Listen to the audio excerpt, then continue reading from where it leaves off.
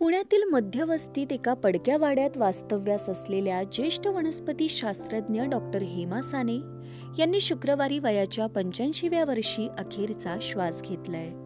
4 मांजरे, 1 मुंगूस आणि एका घुबडासह काही पक्षी हाच त्यांचा परिवार असल्याचं त्या सांगत. घरामध्ये लाईटचं कनेक्शनच नसल्यानं टीव्ही, फ्रीज अशा उपकरणांचा प्रश्नच नाही. त्यांनी अंगीकारलेल्या या जीवनशैलीमुळेच त्यांची विजेविना जगणाऱ्या आजीबाई अशी ओळख निर्माण झालेली.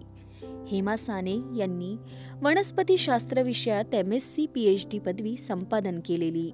त्यांचा जन्म 13 मार्च 1940ला झाला. त्या पुण्यातील आबासाहेब गरवारे महाविद्यालयात वनस्पतीशास्त्र विभागाच्या प्रमुख म्हणून सेवा निवृत्त झाल्या होत्या. दिवसा सूर्यप्रकाशात आणि रात्री कंदिलाच्या प्रकाशात त्यांनी वनस्पतीशास्त्र आणि पर्यावरण या विषयांवरच नव्हे तर इतिहास, प्राच्यविद्या अशा विषयांवर 30हून अधिक पुस्तके लिहिली आहेत. अलीकडील काही वर्ष त्या सौर ऊर्जेवर चालणारा दिवा वापरत होत्या. डॉक्टर हेमा साने यांना पर्यावरण, निसर्ग संवर्धन क्षेत्रातील विविध नामवंत संस्थांकडून पुरस्कार प्रदान करण्यात आलेले. त्यांच्या निधनाने सर्वत्र हळहळ व्यक्त करण्यात येते.